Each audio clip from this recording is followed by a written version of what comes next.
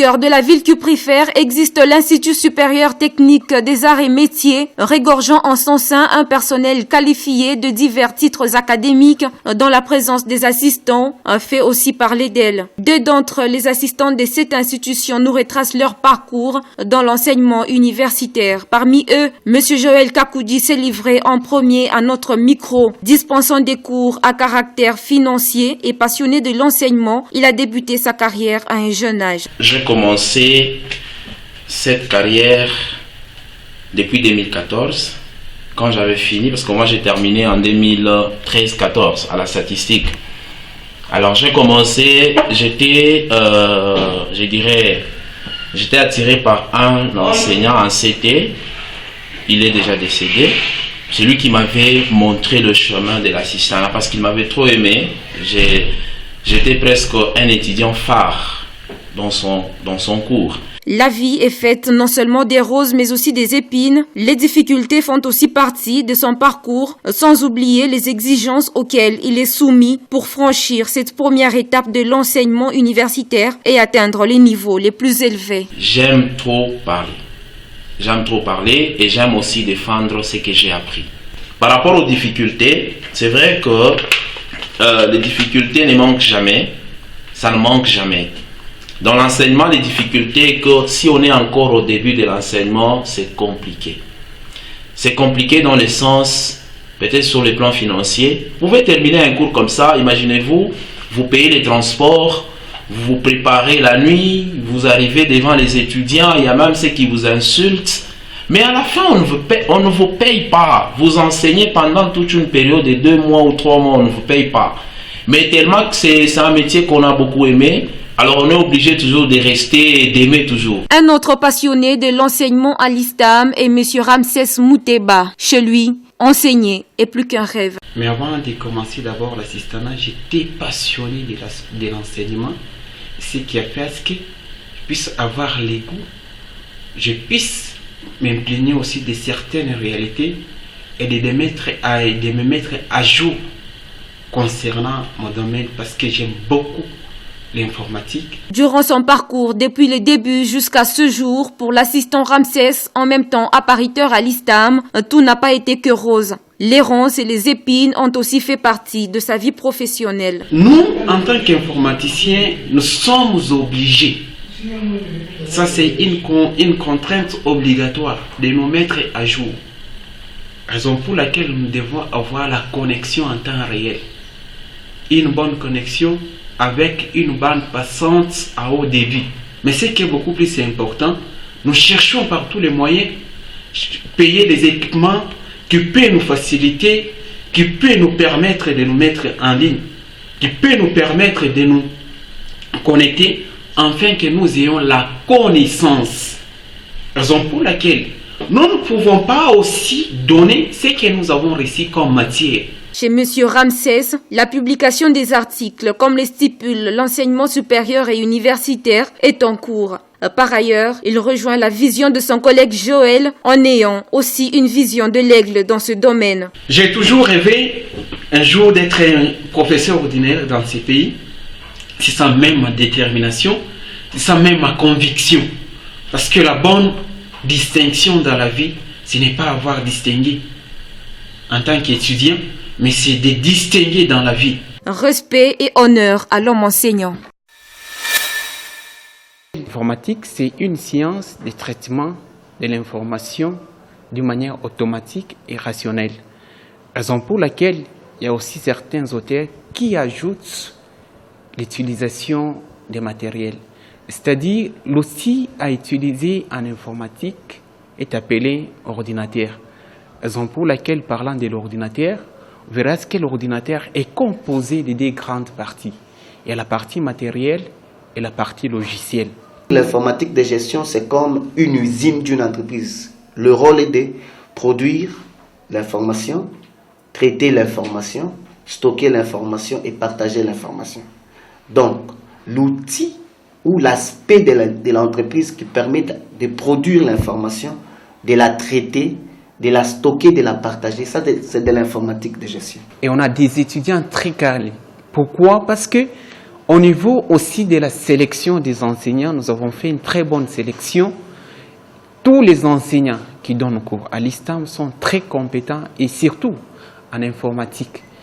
En informatique, il n'y a pas seulement l'informatique de gestion, il y a aussi les réseaux et télécommunications. Alors celui qui finit en réseau devient administrateur du réseau. Il peut concevoir un réseau qui n'a pas existé. Il peut organiser un plan de câblage dans une entreprise. Câblage, c'est-à-dire organisé par là où les câbles peuvent passer. J'ouvre une parenthèse. Actuellement, on construit par exemple des hôtels. Vous verrez, les électriciens vont pour demander le marché de faire passer d'installer l'électricité. Mais ceux qui font aussi des réseaux, parce que les hôtels récents demandent que nous ayons par exemple la connexion Internet dans nos bureaux ou dans nos chambres, ils peuvent aussi faire la demande de mettre en place une installation réseau. Donc, le réseau, c'est le ministère d'infrastructures routières d'une entreprise.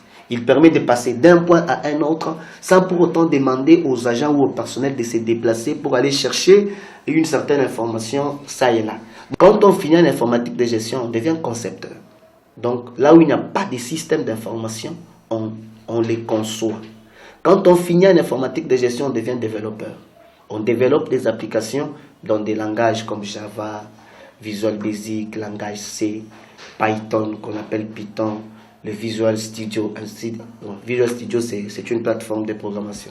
L'informatique est aujourd'hui répandue sur toute la ville, mais l'expérience, je demande simplement à la population, c'est une question que la population peut répondre certainement. Nous, en tant qu'encadreurs, nous savons que nous avons donné les meilleurs de nous-mêmes pour que ces étudiants soient à la hauteur de l'attente de la société.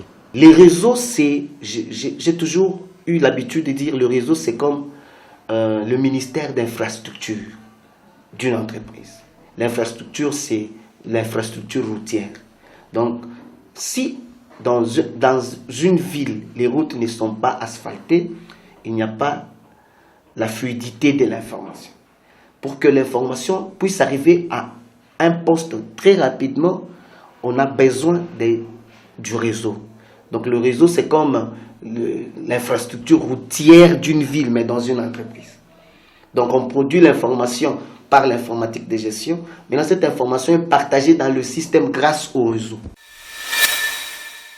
OHADA, c'est donc Organisation pour l'harmonisation en Afrique de droit des affaires. Donc OHADA, c'est un référentiel, c'est un système qui vient réglementer les affaires en Afrique, qui vient apporter un climat favorable aux opérateurs économiques, mais seulement les opérateurs économiques des pays membres à l'OHADA. C'est-à-dire l'OHADA harmonise les affaires de tous les opérateurs économiques des pays membres à l'espace OHADA. Avec le plan comptable général congolais, on était limité. C'est-à-dire un comptable qui termine ici chez nous au Congo, il est censé travailler nécessairement ici, seulement ici. Avec les plans OHADA, les systèmes comptables OHADA, c'est-à-dire un comptable peut travailler dans tous les pays membres, il est à l'aise. Parce que c'est le même système, le même règle, le même principe qui sont appliqués partout.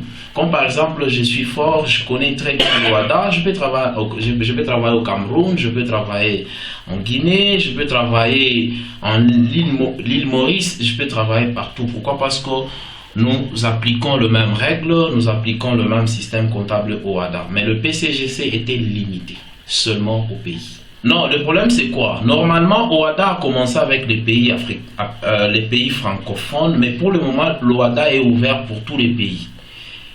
On ne refuse pas. Normalement, la comptabilité, moi j'ai toujours dit que c'est tout ce qu'on a l'habitude de faire dans la vie quotidienne. Si quelqu'un a eu une maîtrise d'un plan comptable, d'un plan ou d'un système comptable quelconque, par exemple les systèmes belges ou les plans belges, les plans Blairon, donc c'est-à-dire nous connaissons tout ce qu'il faut pour tenir la comptabilité. Mais peut-être il faut maintenant s'intéresser, il faut se former par rapport à un plan, par exemple, d'un pays anglophone. Mais on a quand même une base de la comptabilité. On n'est pas limité, on a une connaissance en comptabilité. Alors le problème, c'est que si nous nous retrouvons dans un pays pareil, nous devons nécessairement solliciter des formations pour nous mettre à la hauteur de tout le monde ou à la hauteur de ces plans-là. Depuis la 3e année, je crois, 2015-2016, depuis l'existence de l'ISTAM, on a commencé avec les systèmes comptables OHADA. Parce que nécessairement, pour le moment, les PCGC n'est plus. Alors nous ne pouvons pas passer les temps avec les étudiants en leur donnant les PCGC. Comme moi, je dispense les cours de comptabilité en système comptable OHADA. Alors les étudiants s'adaptent facilement. Et surtout les étudiants qui viennent des humanités commerciales, ils s'adaptent facilement. Parce que c'est question tout simplement de prendre quelques points qu'on a changés, par exemple les numéros des comptes, par exemple la manière d'enregistrer les opérations comptables, par exemple la manière de corriger une écriture mal passée. Là, on essaie un peu d'expliquer d'abord en PCGC et après nous sommes en OHADA.